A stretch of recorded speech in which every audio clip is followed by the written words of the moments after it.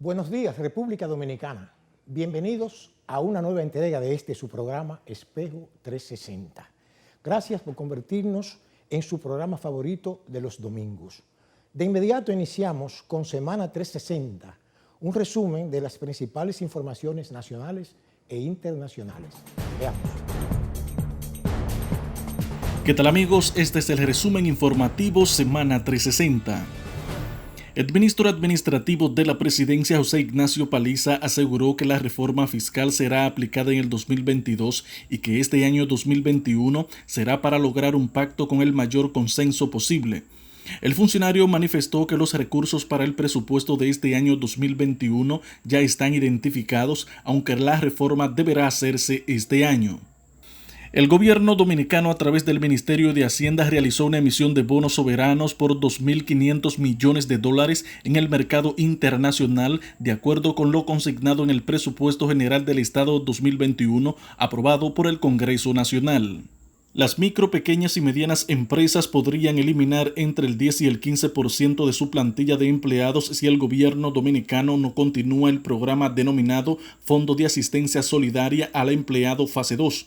De acuerdo al presidente de la Federación Dominicana de Comerciantes, Iván García, las autoridades deben de seguir aportando esos 5,000 pesos por empleados en fase 2, porque el único sector que no ha realizado despidos masivos en el país es el área de comercio.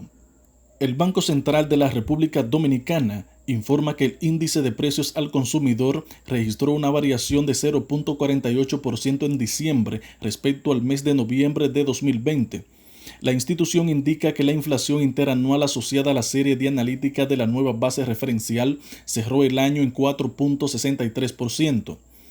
En cuanto a la inflación subyacente anualizada, la misma fue de 4.77% en el recién transcurrido año. Este último indicador aísla las variaciones de los precios de algunos bienes y servicios que tienden a ser volátiles, permitiendo de esta forma extraer señales más claras para la conducción de la política monetaria. La doctora general de Ética e Integridad Gubernamental, Milagros Ortiz Bosch, consideró que la Procuradora General de la República, Miriam Germán, y el Director General de la Policía Nacional, Mayor General Edward Sánchez, deben acudir a la Cámara de Diputados si son citados para explicar lo relativo a las multas que se les cobran a los ciudadanos detenidos durante el toque de queda. El juez José Alejandro Vargas declaró inadmisible la solicitud de conocimiento de los archivos definitivos de 8 personas excluidas de las acusaciones del caso Odebrecht, debido a que una de las partes involucradas en el proceso no fue notificada por el Ministerio Público. Se trata de los archivos definitivos que emitió el ex procurador Jean Alain Rodríguez a favor de 8 de los implicados en el expediente Odebrecht. Y en el ámbito internacional, el juicio político del presidente Donald Trump podría comenzar a la 1 de la tarde del próximo miércoles, el mismo día en que el presidente electo Joe Biden tomará posesión del cargo, en un fin cada vez más extraordinario para la administración del republicano en la Casa Blanca. La fecha depende de la presidenta de la Cámara de Representantes, Nancy Pelosi, envíe pronto a la Cámara Alta los artículos a considerar para llevar a cabo el juicio político. El comercio de China con el resto del mundo creció 1.9% en 2020 gracias al impulso exportador derivado de la pronta recuperación de la producción industrial en el país asiático y la demanda desde el extranjero de productos médicos y electrónicos debido a la pandemia del COVID-19. Según datos oficiales publicados por la Administración General de Aduanas, los intercambios de China con otros países alcanzaron los $9.99 billones, con las exportaciones creciendo un 4%, mientras las importaciones caían un 0.7% interanual.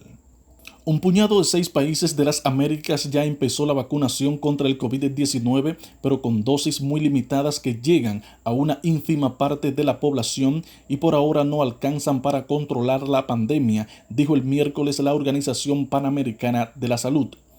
Estados Unidos es la que más está vacunando y hasta ahora abarca el 3% de la población. Los otros, Canadá, México, Costa Rica, Chile y Argentina alcanzan apenas el 1%, dijeron funcionarios de la OPS, tras remarcar que la prioridad es el personal médico y sanitario y los ancianos. Hasta aquí el resumen informativo Semana 360. Yo soy Joaquín Caraballo.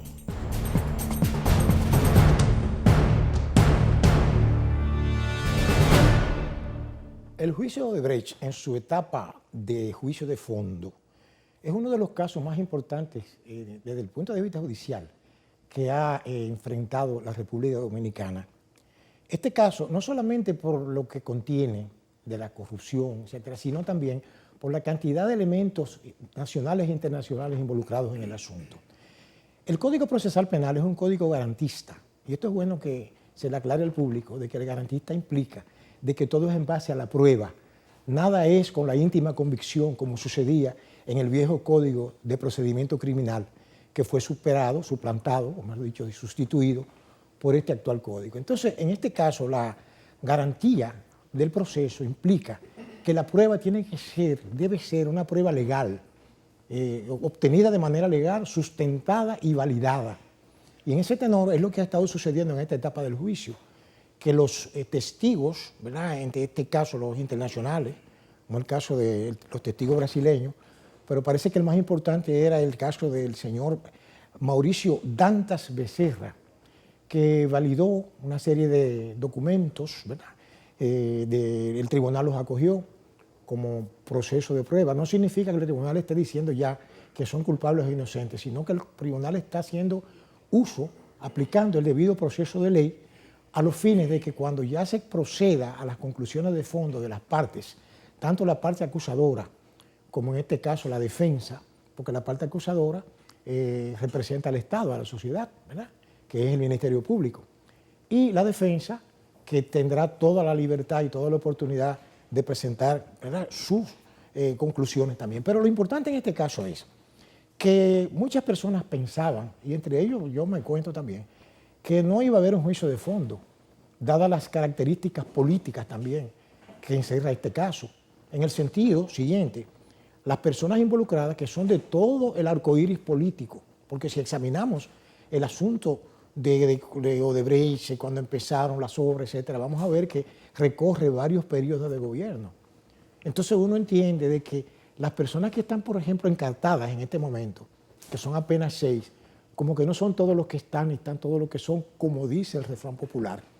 En ese sentido, hay otro aspecto que se ha estado manejando a nivel de la judicatura, y es el caso de los archivos de Odebrecht, que posiblemente, y esto una cosa va ligada con la otra, en el caso de que, por ejemplo, esos archivos, según una sentencia ya del juez apoderado, implica de que no existieron, no hay archivos, entonces implica que el Ministerio Público podría entonces, pues, proceder también con esos casos. Habrá que ver el curso que van a tomar las acciones, pero en la especie, en lo que se está manejando ahora en el tribunal, el primer tribunal colegiado del Distrito Nacional, pues el juicio tiene su curso, o sea, tiene su curso normal, como manda la ley, como manda el código, se está aplicando lo que se denomina el principal, es decir, ¿cómo se llama? El término es el debido proceso de ley.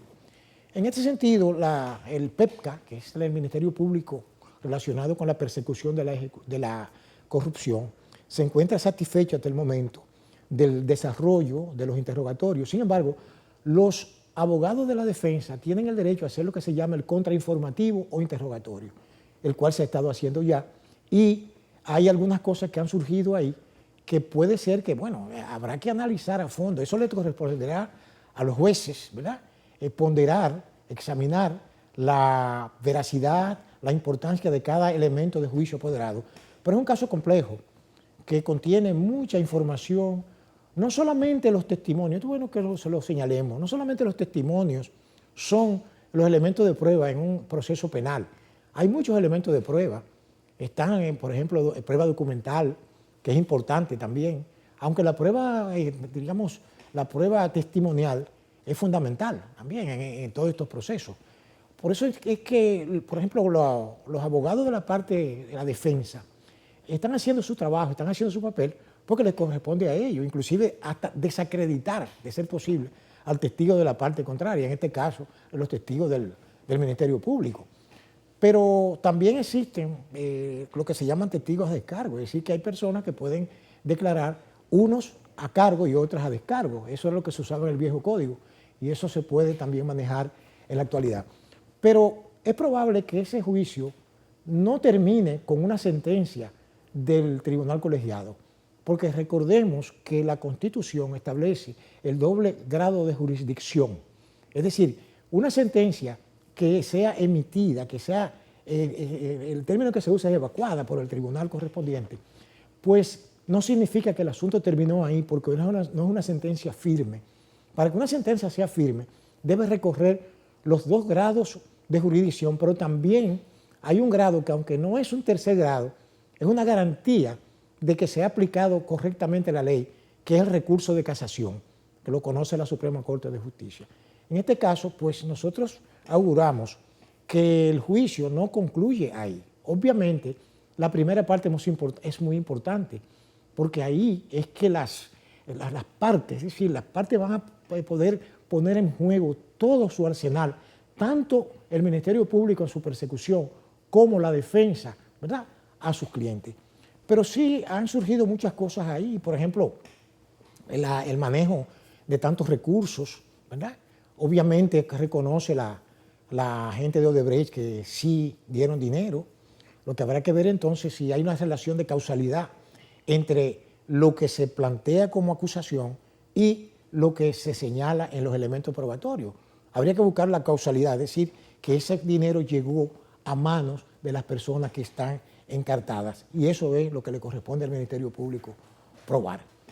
En ese mismo orden también uno encuentra de que en la justicia se está manejando otro aspecto que tiene que ver con el aspecto corrupción también, y es un allanamiento que se hizo en La Vega, en la casa de un exfuncionario, el señor Julio César Correa, que fue el director de Edenorte.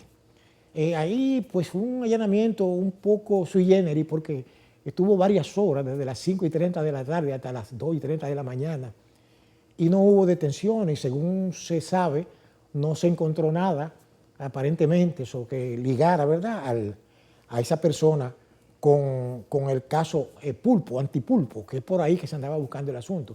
Pero eso no significa que el Ministerio Público haya concluido con sus investigaciones, porque hay muchas fuentes, muchas formas, muchos elementos de juicio para que el Ministerio Público pues siga investigando. Tiene a su favor el factor tiempo, tiene también una medida de coerción en contra de los principales encartados en la operación Pulpo que están cumpliendo esa medida. De hecho, hay un recurso de apelación de uno de los imputados que se está conociendo, y entonces, bueno, pues el asunto es que todo apunta a que el Ministerio Público, y esto es importante que uno lo reseñe, que uno tiene cierta confianza en que la Fiscalía, uno dice Fiscalía porque la gente usa el término desde un punto de vista genérico, pero es el Ministerio Público en términos generales, no parece estar obedeciendo a ninguna directriz político-partidaria, porque como bien lo estableció el gobierno actual al entrar a sus funciones, iba a propiciar de que el Ministerio Público fuera independiente. Obviamente, la independencia del poder, de ese poder judicial, vamos a llamarle poder judicial, pero es adjunto al poder judicial, no está consignada en una ley, porque el Ministerio Público prácticamente depende, o sea, la parte que tiene que ver con el Procurador General de la República es designada por el presidente. Hasta ahora ese es el mecanismo legal que existe, pero la voluntad, en este caso política, de la sede del gobierno, de dejar que el Ministerio Público actúe por su propia, es decir, convicción, es muy importante para la credibilidad de este juicio. Obviamente uno sigue estableciendo de que ha sido un poco selectivo el apoderamiento, ¿verdad? Porque no estamos con esto diciendo que haya que iniciar una cacería de brujas, pero sí, toda persona que sea requerida por la justicia debe comparecer, y allí a él, no él demostrar su inocencia, porque eso es algo como que se ha tergiversado con el paso del tiempo. No, yo no tengo que probar mi inocencia, a mí hay que probarme mi culpabilidad. Ese es el principio que se maneja desde el punto de vista de la Constitución, porque el principio es que toda persona es inocente hasta que se le pruebe lo contrario, pero no se va más allá.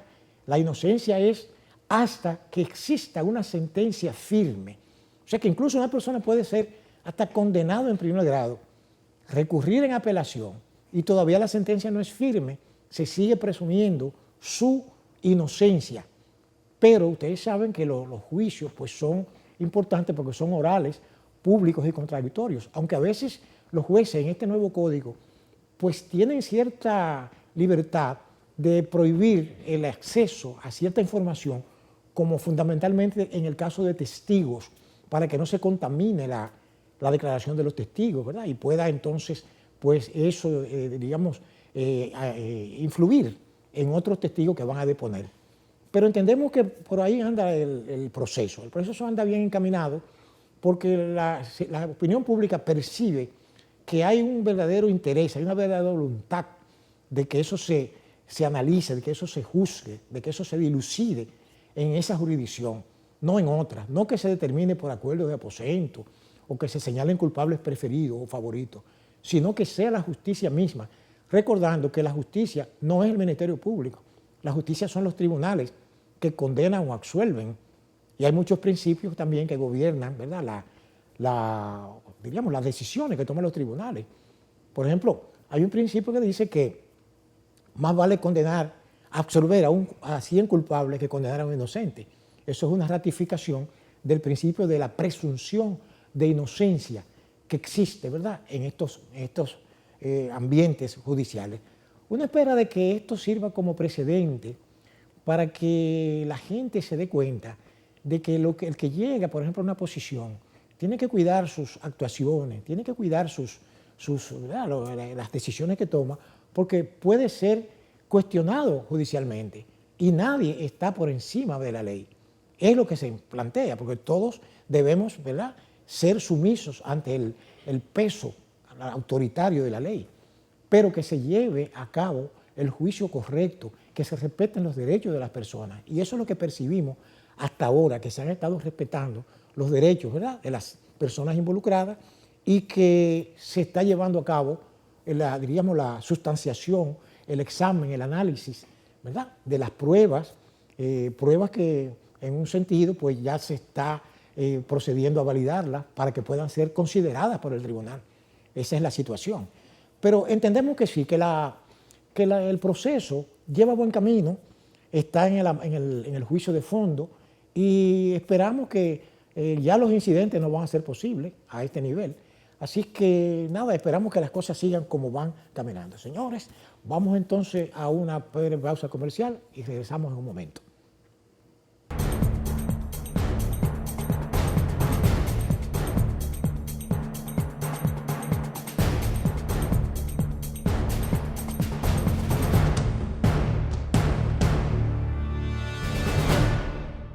La Cámara de Cuentas vuelve a ser centro de un escándalo.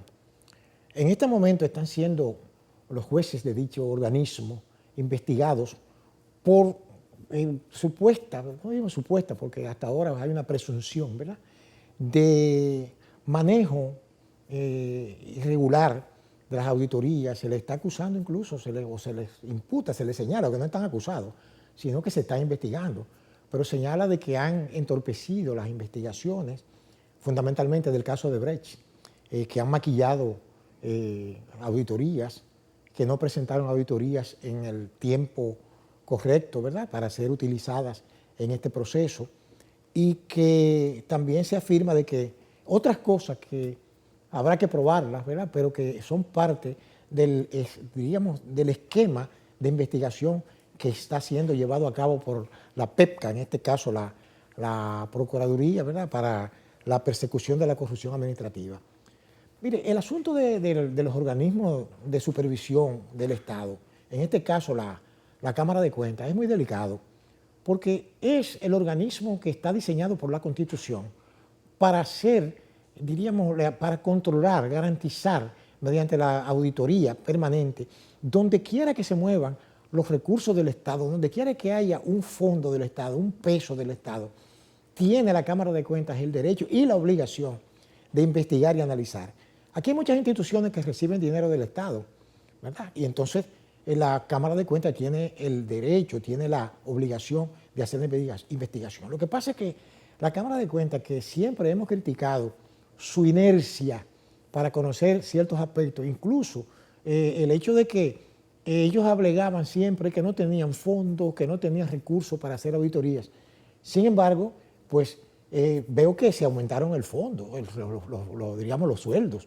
Uno se puede analizar y hubo un escándalo en el cual hubo aumento, tanto el presidente como los demás miembros, de sus salarios, que uno siempre se cuestiona si esos salarios pueden ser aumentados de manera unilateral por el organismo, ¿verdad?, correspondiente. No digo en este caso la Cámara de Cuentas, cualquier organismo que se aumente el salario, o si debe haber algún control, ¿verdad?, financiero de esto, para que, o sea, que se establezca por el presupuesto anual de la nación, de que cuánto va a percibir tal o cual funcionario, no sé, porque es un poquito cuesta arriba de que aquí cualquier persona que llega a un cargo y tiene, por ejemplo, una posición de mando, pues decida por una resolución interna aumentarse el sueldo. No creemos que eso sea como muy ¿verdad?, legal o muy procedente.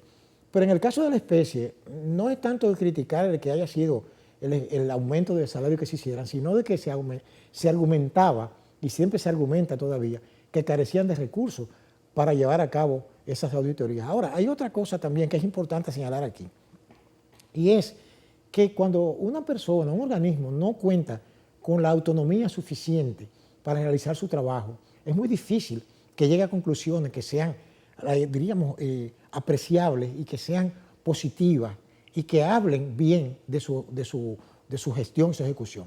Me hago entender.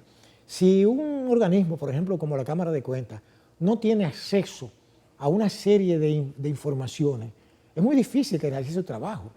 Amén de que, si por ejemplo, tiene que auditar a personas de poder, y eso es lo que sucede realmente, de que ese organismo tiene que auditar básicamente las instituciones públicas donde se manejan los recursos del Estado. Y podemos decir que aquí se manejan recursos en todas las instituciones que son del Estado, por algo son instituciones del Estado.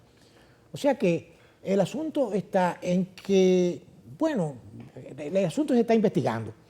Uno entiende de que la Procuraduría está haciendo el trabajo que le corresponde, habrá que ver a qué conclusión llega, pero tenemos entendido también que ya la Cámara de Cuentas arriba a su término, porque ya se está en el proceso de elegir nuevos incumbentes. La Cámara de Cuentas seguirá siendo la misma. Lo que se va a elegir son nuevos miembros y ya es muy corto el plazo que queda, pero aún así podrían ser sometidos, en el caso de que se le encuentre algún tipo de vinculación, podrían ser sometidos a la justicia y en caso de un juicio político, pues podrían ser hasta destituidos. Pero sí tenemos entendido que el Congreso, ante todo el Senado, pues lo habrá citado para una especie de comparecencia, pero no en un juicio, sino para que expliquen ciertos asuntos. En otro orden, el coronavirus, que es un tema también que nos mantiene montados, digamos, montados en el patín, como dice el pueblo, sigue en aumento crítico en nuestro país. El asunto es que, por ejemplo, en enero se comenzaron a ver ahora los resultados de diríamos, de toda esa chercha, como dice el pueblo, de diciembre, el no respetar, digamos, el distanciamiento, la gente en la calle. Bueno, por suerte que se prohibió, se iba a estar hasta la 1 de la mañana en la calle y eso fue cambiado, pero aún así los casos se dispararon. Y hoy tenemos de que el estado de emergencia tuvo que ser prorrogado, a tal punto que los contagios, a veces han llegado hasta los 2.000 contagios en un día. Hoy no baja de 1.000 y tantos.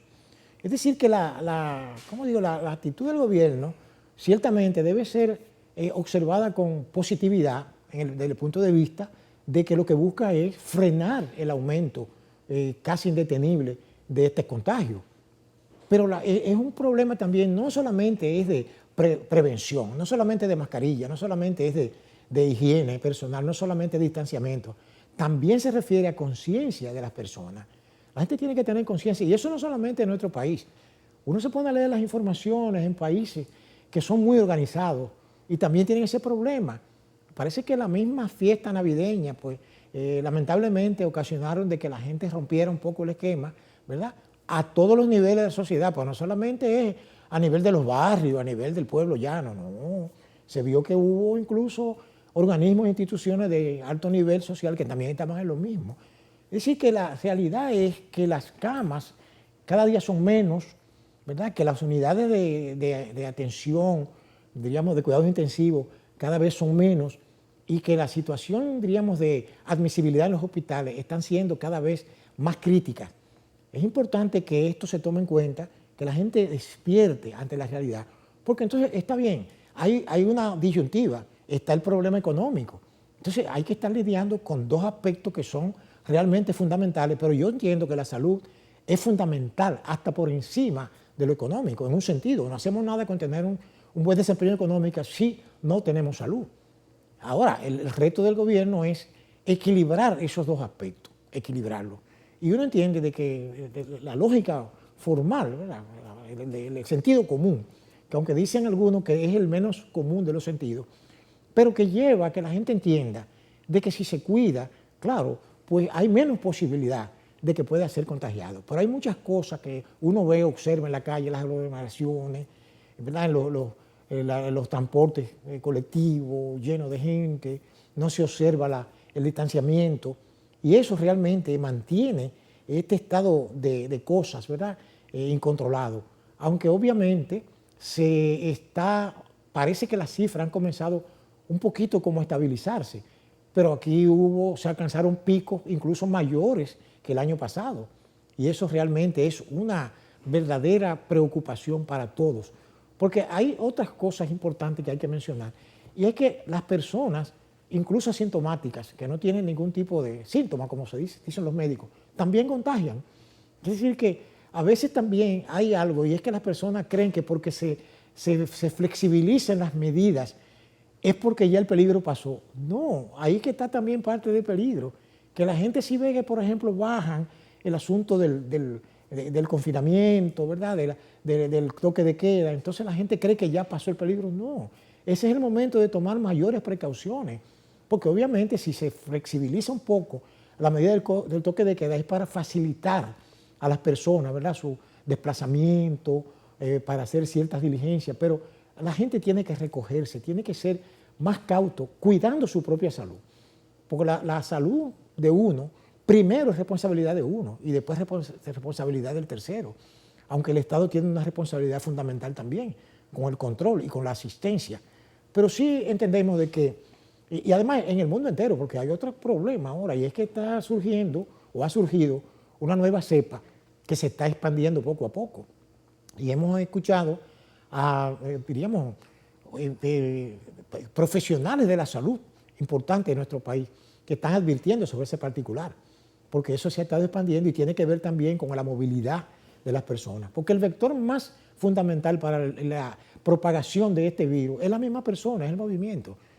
Si las personas no viajan o viajan poco, o si se cumplen los protocolos con esos viajes, pues es muy difícil que se propague con tanta rapidez como cuando no se cumplen.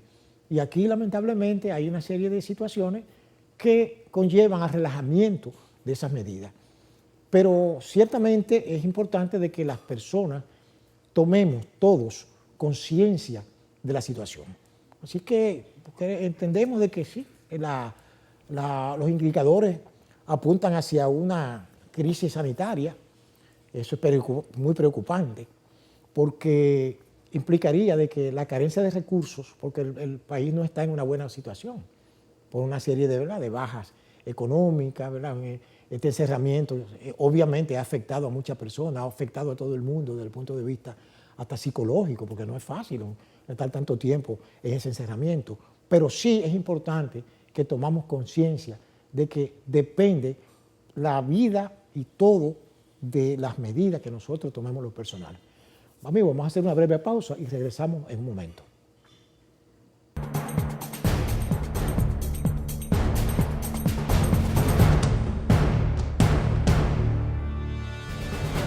La medida tomada por el gobierno de ampliar la cobertura a la Policía Nacional desde el punto de vista del seguro médico es muy importante, porque esa medida implica de que van a tener un seguro premium, ¿verdad? Con una cobertura 100% en todos los centros de asistencia de salud del país.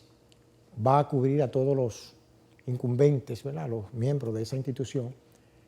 sin distinción de rango, lo cual es muy importante.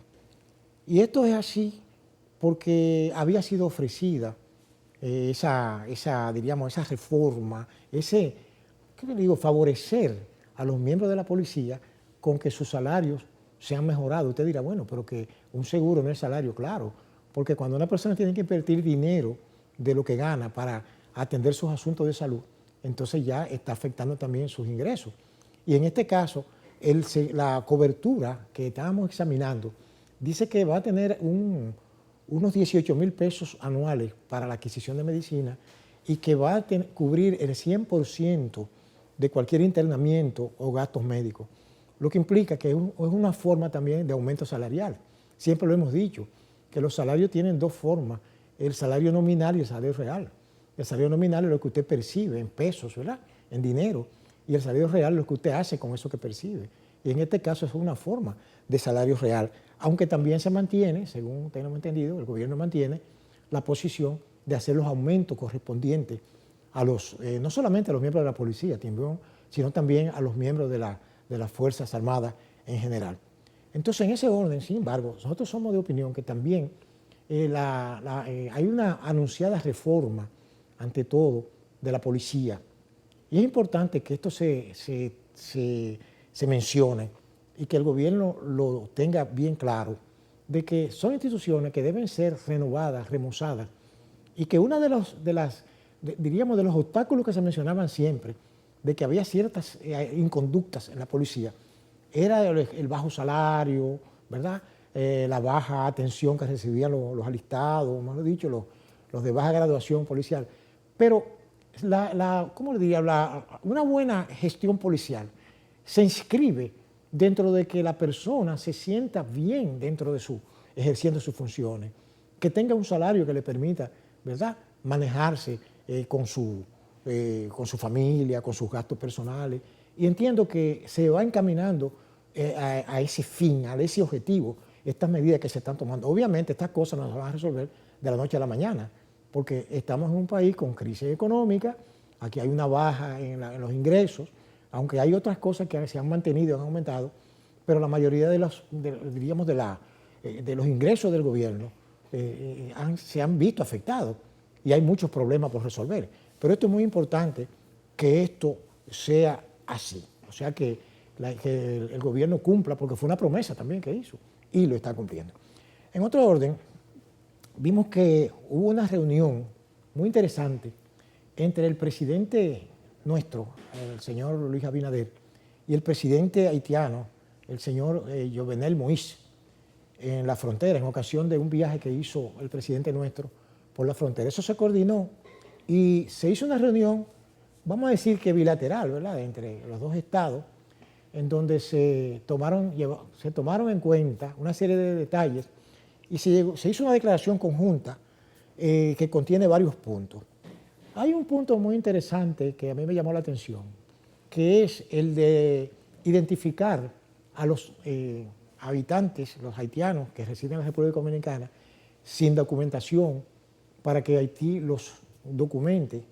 Bueno, esa es una labor un poquito, diríamos, difícil y ardua para el gobierno dominicano. Yo creo que las autoridades haitianas son las que deben poner en movimiento ese accionar, poner en claro su voluntad política de resolverle eso a sus propios nacionales que viven aquí, porque no tienen documentos la mayoría de ellos. Sin embargo, ¿cómo le digo? Parece ser que el gobierno dominicano o el Estado dominicano se va a ver involucrado en eso, cuando eso tiene una logística que incluye dinero personal, que habrá que ver si nosotros estamos en condiciones de resolver eso. Otro punto también importante es la cooperación para construcción de hospitales de aquel lado de la frontera. Es muy interesante ese punto, porque lo primero es que daba la sensación al leer de prima facie el acuerdo, como que el gobierno dominicano iba a participar en eso, pero se aclaró de que el gobierno dominicano no va a participar económicamente en esa gestión.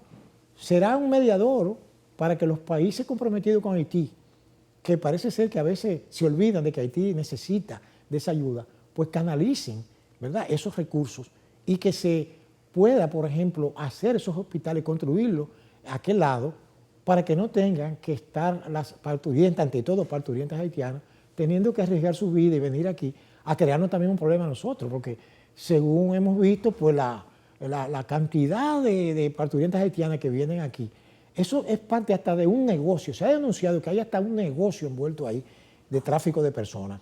Entiendo de que eso es un buen punto, de que esos centros se construyan. Aquí hay muchas personas que mostraron su interés, instituciones dominicanas, de ayudar a Haití. Hay un comité de ayuda, de solidaridad con Haití, que hablaron de eso hace muchos años, pero parece que de aquel lado no le pusieron mucha atención a eso, porque, a decir verdad, porque no había como mucho interés de que eso se controlara.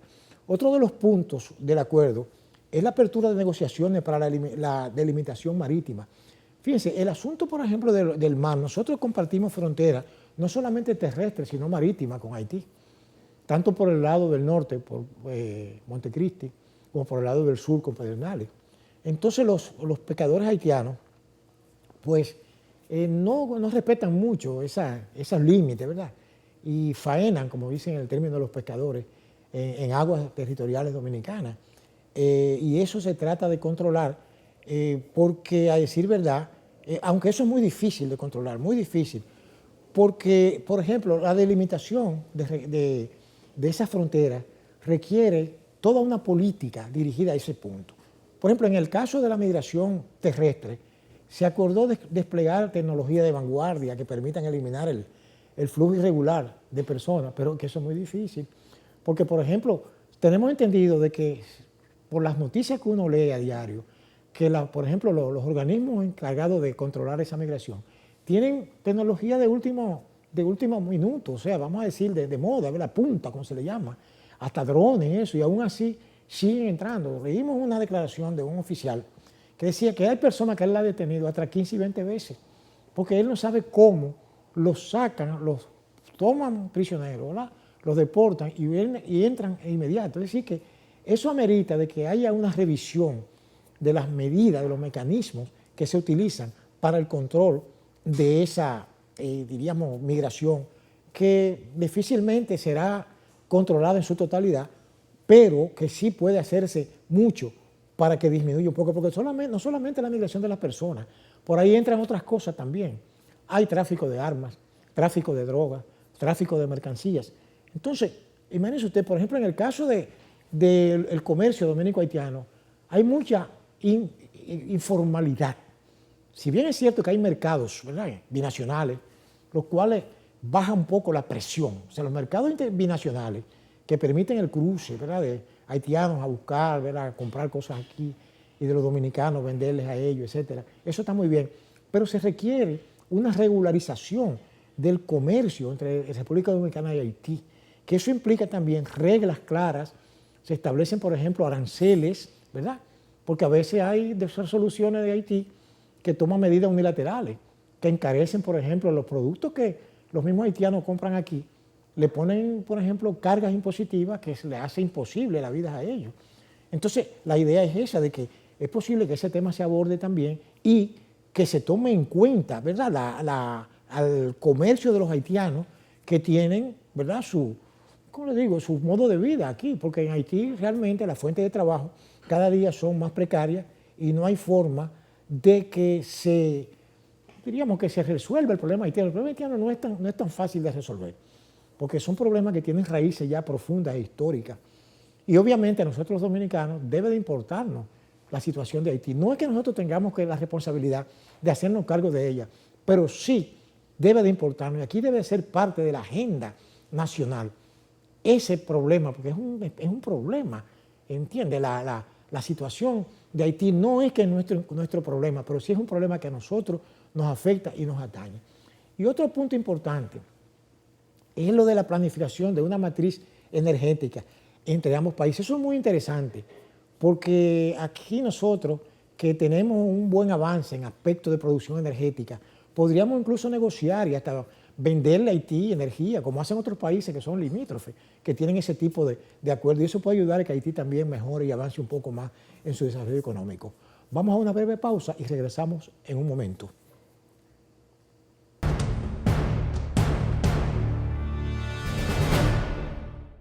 uno de los efectos más demoledores de la pandemia del coronavirus ha sido la que retrotrayó, o sea, devolvió la entrada de turistas en el año que recién terminó a niveles de 1998. Imagínense ustedes, en esa época, los turistas, por ejemplo, en el 2020, fueron 2.405.315, que es ligeramente superior a los 2.309.139 que llegaron hace 22 años. Y según el Banco Central, esa llegada de turistas se desplomó en un 62.7% durante el año pasado. Imagínense ustedes el efecto demoledor en lo económico, porque el turismo se convirtió prácticamente en uno de los principales bastiones de ingresos a nivel, ¿verdad?, digamos, del ingreso bruto, ¿verdad?, el ingreso bruto de la República Dominicana. Hay otra fuente, como es el caso de las remesas de los dominicanos, que sin embargo, de una manera bastante, diríamos, que llama la atención, se aumentaron, las remesas aumentaron. No obstante la crisis que se vive en Estados Unidos, no obstante el problema que hay allí, los dominicanos en el exterior, digo en Estados Unidos, pero hay dominicanos que envían remesas de diferentes partes del mundo. Y la pandemia ha afectado las economías de prácticamente todos los países del primer mundo, que es donde casi siempre emigran los dominicanos. Pues han mantenido el nivel de remesas, que es lo que ha paliado un poco el asunto del efecto negativo que ha tenido esta crisis de salud entre nosotros. Pero fíjense, sin embargo, dice que la recuperación, hay signos de esperanza en la recuperación. Y se ha observado que, por ejemplo, a partir del 1 de junio, según señalan sectores conocedores de los numeritos de esta economía nuestra, empezó poco a poco la recuperación del sector. Sin embargo, hay un problema, y es que al ser la fuente de turismo una de las principales, habrá que ver si el empeoramiento, por ejemplo, fíjense, estábamos viendo que en Francia hay un confinamiento prácticamente de 12 horas. Creo que en Inglaterra también, que apareció una nueva cepa del virus. En Estados Unidos no baja la cifra. Entonces quiere decir que esas son las fuentes de donde proviene la mayoría de nuestros turistas. Entonces habrá que ver cómo influirá eso en la movilidad, si las personas se van a sentir confiadas, aunque sí tenemos ya lo de las vacunas, que sí están, diríamos, fundamentando la esperanza de que todas las cosas vuelvan a la normalidad en la mayor brevedad posible. Nosotros tendremos la aplicación de la vacuna a partir de febrero, tenemos entendido quizá a principios de marzo, y sin embargo, tenemos entendido que el gobierno anda buscando la posibilidad de conseguir otras vacunas anteriores a esa fecha para ir inmunizando al personal, ¿verdad?, que está involucrado, el personal médico, etcétera, etcétera. Pero entendemos de que sí, de que los ingresos, ¿verdad?, se han visto afectados, la entrada de turistas se ha visto afectado, pero las expectativas siguen siendo muy buenas, porque el espíritu, ¿verdad?, de colaboración de nuestra gente fuera se mantiene. Dije que, por ejemplo, las remesas aumentaron un 16% comparada con el año anterior. En las aduanas se dice que ha habido también un cierto repunte. Eso dijo el director de aduanas, también un repunte en los cobros.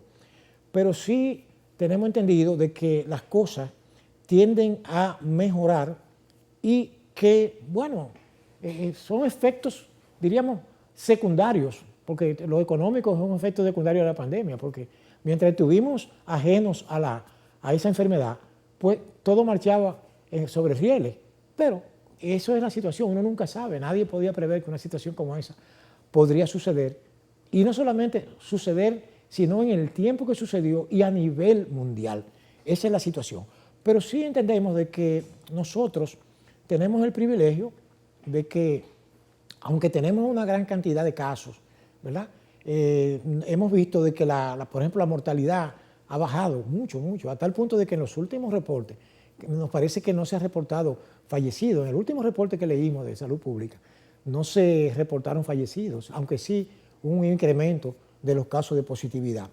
Y bueno, entonces uno entiende de que se va a seguir tomando las medidas de control en la entrada, porque siguen viniendo turistas, ciertamente, y se siguen aplicando los protocolos. Lo que no se pueden es descuidar, fundamentalmente con las personas que vienen de esos países en donde se ha destapado la alarma de que ha habido un repunte y de que hay una nueva cepa, como se dice, ¿verdad? Una nueva versión de ese virus.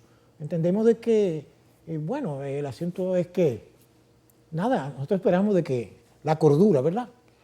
No solamente de las autoridades, sino también de las personas, de todos nosotros.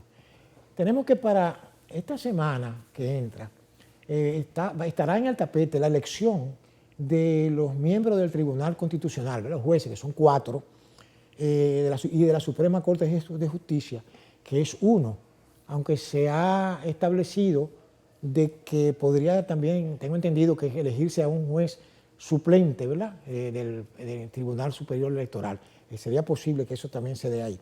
Otro aspecto que estará en tapete en la semana será la elección del defensor del pueblo, que eso ha tomado mucho tiempo para decidirse, pero que, bueno, esperamos que así sea y que una vez se cierre ese capítulo, que tiene muchos años ya, me parece que tiene ya más de 2 periodos y no se ha resuelto esa situación. Otro punto que estará sobre el tapete es el de las investigaciones en contra de los miembros de la Cámara de Cuentas. Que fíjense, habrá que ver si esa investigación podrá extenderse más allá, ¿verdad?, de la gestión. Porque si ellos llegan el término de su gestión, que tienen que rendir cuenta, lógicamente, porque aunque son cámaras de cuentas, también ellos tienen que rendir cuenta de los aspectos que ellos, ¿verdad?, manejaron o que no manejaron, o su desempeño. Esa es la situación. Así que, hermanos, se nos terminó el tiempo, con la cordial invitación para una nueva edición de su programa Espejo 360, el próximo domingo a esta misma hora por este canal. Buena suerte, buenos días.